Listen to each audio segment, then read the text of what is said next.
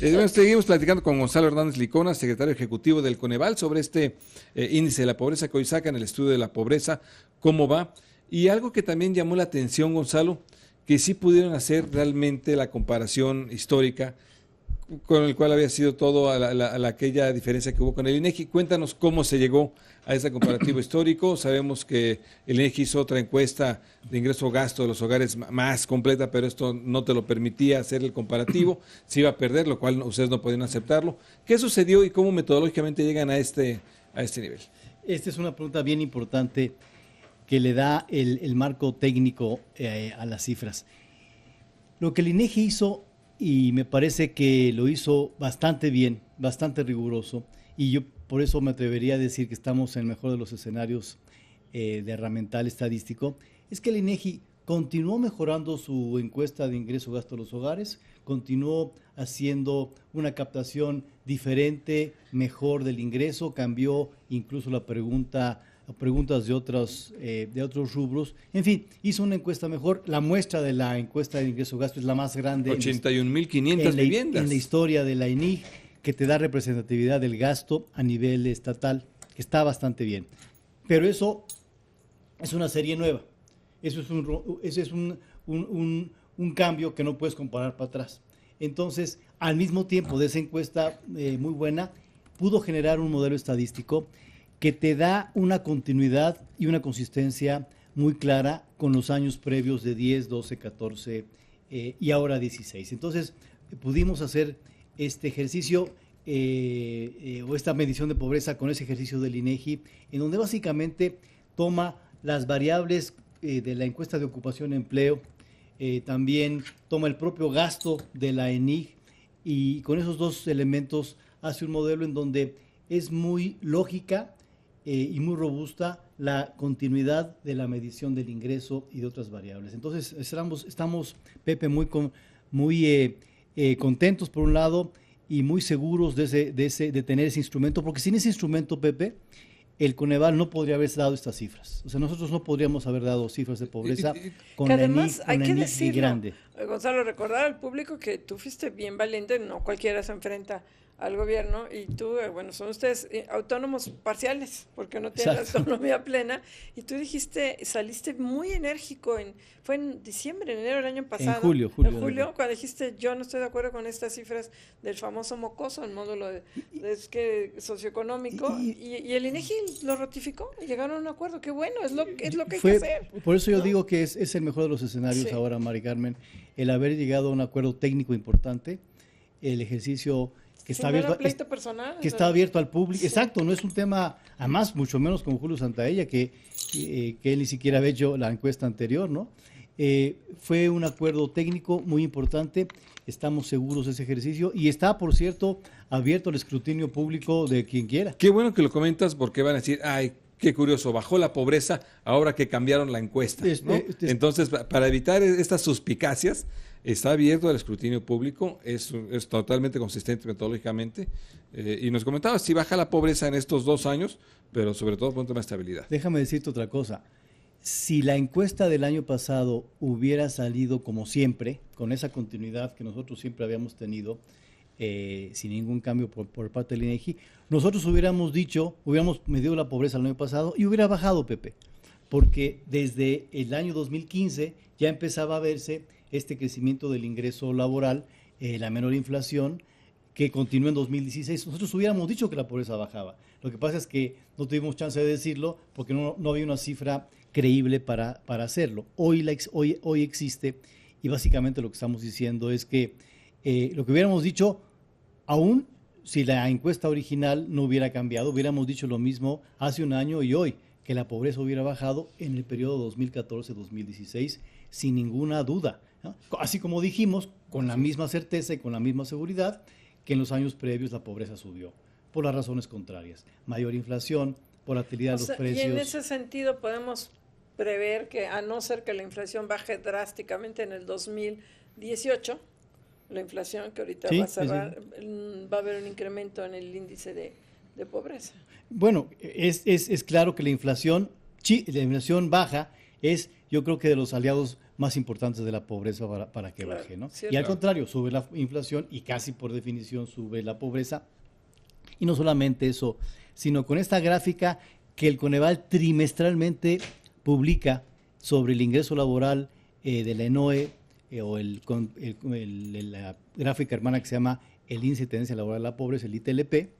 Esa es una gráfica que se vuelve bien importante porque siempre nos ha dado un pronóstico muy bueno de la pobreza. Yo le digo a la gente en el gobierno, le digo a los periodistas, le digo a la oposición, si uno ve esa gráfica, es el termómetro más claro de lo que le va a pasar a la pobreza en los siguientes años. Entonces, si nos ha ido bien 2014-16, se confirmó. Si nos iba mal 2012-14, se confirmó. Y ahora, si en julio, agosto, la inflación es alta, pues eso nos está pegando y eso se puede traducir en mayor pobreza, si no es que la inflación pueda bajar rápidamente a finales de año. Claro, claro, Gonzalo. Oye, con este dato que están dando a conocer hoy, bueno, pues sí baja un poco la pobreza, baja de 46.2% al 43.6% de la población, pero aún sigue siendo muchos pobres en México, 53 millones de pobres en México sigue habiendo hoy en día, de 120 millones que somos, es muchísimo. ¿Hicieron algún análisis de los programas sociales, cómo vamos con esos programas sociales, o de la necesidad de crecer más para que incluya a esto, sacar más rápido de la pobreza a la población? En fin, ¿qué es lo que han hecho ustedes? Sí, los análisis que hacemos en el Coneval han tenido que ver con evaluación de los programas, con cómo los programas cómo están los programas, cómo están las estrategias sociales, las que son puramente sociales. Entonces, como tú recuerdas, Pepe, en el Coneval de manera frecuente tenemos evaluaciones de todos los programas sociales, de Cedesol, de Zagarpa, de Sedatu, de Salud, de la SEP, y damos cuenta de cómo van. De hecho, cada año le damos a Hacienda un documento que es público en la página del Coneval, es quien lo quiera ver, que se llama Consideraciones Presupuestarias para el Desarrollo Social, en este caso 2018. Entonces decimos, oigan, con base en lo que hemos visto de los programas, con base en la evolución de la pobreza, recomendamos a Hacienda que este conjunto de programas que le llamamos prioritarios o medio prioritarios, dependiendo lo ponemos con estrellitas para que sea más claro, proponemos que en esos programas el presupuesto se fortalezca, o si va a haber recortes, que los recortes más pequeños se hagan en esos programas. ¿Esto ya lo hiciste para el 2018? ¿Ya se presentó? Ya está presentado en la página de Coneval, está entregado a Hacienda, está entregado a la Cámara de Diputados nuestra recomendación presupuestaria anual con base en las evaluaciones que hacemos, que decimos, miren, estos programas nos parece que uno, sí tienen un nexo directo con reducción de la pobreza, y además las evaluaciones avalan que son programas buenos, y los programas que no están ahí puestos en ese documento son programas que decimos, miren, esos para nosotros no son prioritarios en materia de pobreza. Y el segundo tema, Pepe, tiene que ver con tiene que ver con pues el tema económico, ¿no? El reiterar que la pobreza es un tema social y es un tema económico. Cuando la economía le va bien, ya sea en inflación, en crecimiento, en creación de empleos, en creación de empleos formales. Sí, estamos creciendo al 0.5% por más que quieras. Si crecemos al 0.5%, si del 92 a la fecha hemos crecido al 1.1%, no es factible bajar la pobreza rápidamente. Si crecemos al 3, si crecemos al 4, ya no digas como China al 8 y al 10, pero digamos, ya no pedimos tanto, digamos, crecer al 4% de manera sostenida sería para México darle la vuelta. Cedillo lo dijo en su sexenio, si logramos crecer durante 20 años a más del 5%, exacto, saldríamos del desarrollo. Totalmente. Sí. Nunca lo logramos crecer a más del 2%. No, hombre, no, más bien no hemos encontrado la brújula del crecimiento. Oye, rápidamente cuéntanos, con esta evaluación que hoy hacen de la pobreza, con toda esta evolución que sacan, ¿qué es lo que sigue para ustedes en el Coneval? Mira, bueno, algo muy inmediato para diciembre, Pepe, es que tenemos pendiente la publicación, bueno, del mocoso. No, bueno, tiene que ver con eso. La publicación y la generación de la pobreza municipal 2015. Ah, mira. Porque si hacemos historia, ese mocoso 2015, ese módulo, era para medir la pobreza municipal en 2015. Para eso era sobre todo. Entonces, el INEGI nos da recientemente el equivalente del modelo estadístico de 2015, que es comparable, consistente con los años previos, especialmente con 2010, y con ese instrumento más combinado, pues, se combina estadísticamente con la encuesta intercensal 2015. Oye, a ver, Gonzalo, ahora ya se va a poder, hay un cambio muy importante en la ENIG y hay un cambio muy, bueno, más que la ENIG va a haber un cambio muy importante porque ya el SAT liberó los registros fiscales. Ahí tuvo una polémica entre que no se debe hacer ya la medición con encuestas. Es una buena polémica. Que si se tiene que hacer nada más en función de los registros fiscales del SAT para que entonces abarque a los ricos más ricos. Sin embargo, si no haces encuesta, no vas a abarcar a los pobres más pobres y a los informales. ¿Cuál sería lo ideal? ¿Una mezcla de ambos? Yo creo que sí. Yo creo que lo que sigue en los siguientes meses, nos puede tomar año y medio, hasta 2 años, no importa. Una discusión importante, amplia, técnica, con expertos nacionales e internacionales, ya lo comentó Julio Santaella el lunes pasado, sobre la mejor forma de combinar encuestas, la mejor forma de captar ingresos, la mejor forma de captarlo, todo lo que tiene que ver con la encuesta de ingreso-gasto, incluyendo estos elementos donde combinas las encuestas de hogares más los registros del SAT, más registros, digamos, del IMSS o de programas que tengan un padrón sólido, porque si no tiene un padrón sólido, pues ya le estás poniendo ahí basura a la encuesta de ingreso-gasto.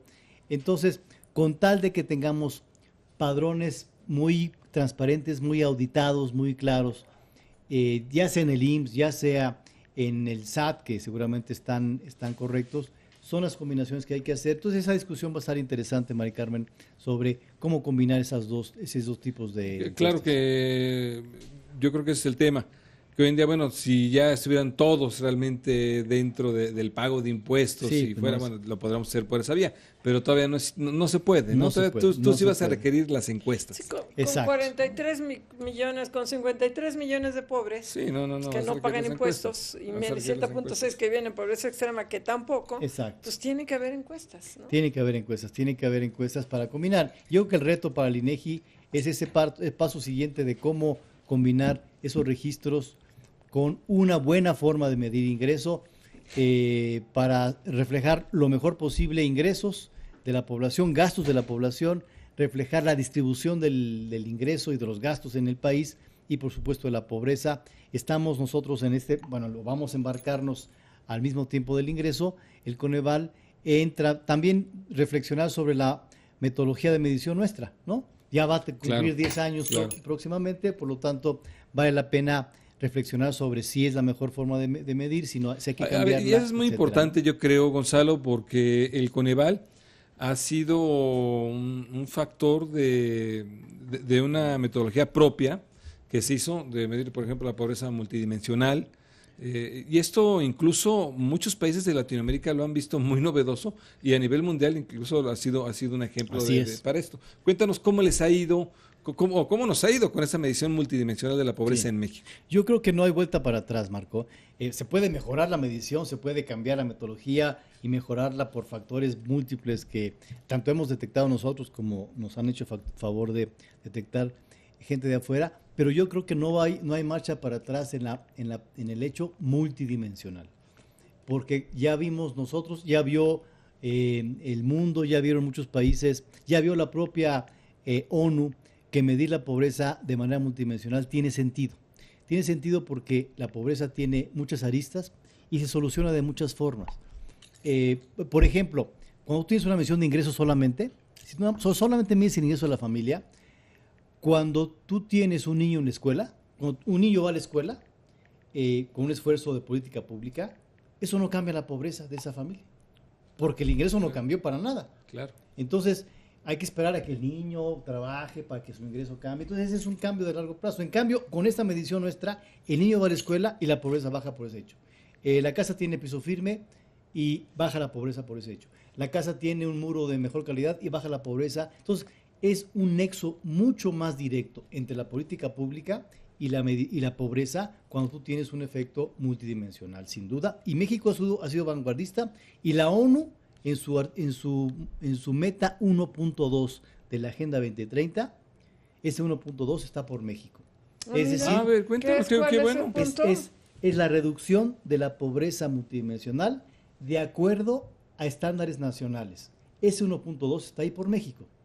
Es Qué decir, bien. estrictamente todos los países deberían tener su propia medición de pobreza multidimensional y reducir la pobreza con base en Mira, hay esa iniciativas pobreza. con las que yo soy totalmente a favor, de veras, que es el segundo cuarto, el famoso cuarto rosa, porque efectivamente hay una gran violación de mujeres en hogares muy pobres, porque hay una sola habitación y ahí convive Totalmente el de acuerdo. papá, el padrastro, el amante, el otro llega borracho y violan a las chiquitas y hay una... Es un tema, Sí, es un tema de muy género, es un preocupante. tema, o sea, de hacinamiento de por sí a nadie nos gusta, tener intimidad propia a todo el mundo sí nos gusta, pero el tema de género es fundamental. Y yo creo que el cuarto rosa o el incremento de otro cuarto es fundamental. Y además baja las cifras de pobreza por definición. Claro, ya tienes una habitación de dos Entonces, cuartos. otra vez, Pepe, si tú tienes un cuarto adicional en la casa, la pobreza por ingresos de la familia no cambia para nada, ni un Pero centímetro. Pero sí la cambia la pobreza claro. multidimensional por definición. Entonces el trabajo de la SEDATU ha sido y es fundamental en ese proceso. Ojalá le Qué restablezcan bueno, el porque luego te da la presupuesto. sensación de que gastamos impuestos para nada. Qué bueno. Ojalá les establezcan el presupuesto, como bien dices. El presupuesto del Oye, programa que se llama PDZP, PDZP. el programa de atención a zonas prioritarias, que básicamente pone mejoras en los hogares, mejoras en las viviendas, los cuartos rosas, los pisos firmes. Ojalá que restablezcan ahí el presupuesto de ese programa. y hablando de presupuesto, viendo ya tu página, que sí traen, por cierto, la página inmediatamente, en el inicio de la página traen las consideraciones para el proceso presupuestario Ojalá 2018. Pepe las tome en cuenta. Ahí ustedes comentan presupuesto basado en resultados. A ver, cuéntanos un poco, porque obviamente que el programa social te dé resultados. Muchos programas sociales, la verdad, no dan resultados. Quizá para elecciones, quizá de manera populista, quizá, pero no dan resultados. Sí, el famoso presupuesto basado en resultados es una idea, ya tiene algunos años, muchos países lo quieren poner, no siempre es fácil, Pepe. La idea es como lógica, simplemente que implementarlo no es fácil. La idea lógica es porque tú quieres tener un presupuesto, uno, con base en un resultado concreto, por ejemplo, bajar la pobreza, ese resultado tú lo quieres obtener. La pregunta es, ¿con qué instrumentos presupuestarios yo puedo bajar la pobreza? Entonces, la palabra resultados es porque tú quieres tener resultados concretos. Y eso te dice, bueno, si quieres bajar la pobreza en concreto, hay que ver con qué instrumentos lo tenemos. Y la segunda opción, uso de la palabra resultados es, las evaluaciones te dicen qué programas sí dan resultados. Entonces, si yo te digo, le decimos a Hacienda, el programa Prospera ha probado tener resultados en materia de educación, en materia de ingresos, en materia de salud. Por lo tanto, es un buen candidato que da resultados para lograr el resultado de reducción de la pobreza que está buscando el gobierno mexicano. Entonces, esa es una combinación de resultados que donde quisiéramos que el presupuesto se hiciera con base en esos Y procesos. ojalá no Claro. solo Pepe a mí, sino los legisladores le hagan caso. Oye, y la cruzada contra el hambre, estos comedores familiares, que también hay quien me dice que sí hacen un cambio muy importante porque comes en algunos casos por 5 pesos o por 10, empoderas a las mujeres que están en la cocina y que en algunos lados están funcionando muy bien, no sé si en todos, pero ¿ustedes cómo lo evalúan? A ver, el programa de comedores ha tenido diferentes puntos de vista. El punto de vista de Coneval es que sí creemos que es una herramienta importante como parte de la red de protección social del Estado mexicano. Es decir, uno quisiera como gobierno que la gente en México hiciera su vida, trabajara, chambeara, compitiera. Por supuesto, uno prefiere que por el propio recurso de uno pueda comer cada día a día. Pero cuando se te complicó la economía, no tienes recursos, aunque sean momentáneos, bueno, que haya un lugar en donde tú vayas a ir y no te quedes con hambre 1 o 2 días. Entonces, la mínima protección social que puede dar un Estado es, oye, aquí te doy un poco de comida para que no pases hambre. Ojalá que tú encuentres un mejor trabajo pronto para que por tus propios medios lo tengas, pero cuando no lo tengas, aquí el Estado te protege. Entonces, me parece un elemento importante de la protección social en la parte alimentaria y que al parecer me estaba diciendo una alumna mía que ha tenido impactos en su medición los comedores comunitarios y le digo, oye, pásanos el resultado para que aquí lo incorporemos en la decisión de política pública. Entonces parecería que los comedores a la población con más pobreza tiene impacto incluso en la seguridad alimentaria. Qué bueno, Qué bueno. para saber. Oye, Gonzalo, pues nos da mucho gusto tenerte y además con este importante estudio que lo vea la gente, por favor, en la página del Coneval. Gonzalo Hernández Licona, secretario ejecutivo del Coneval.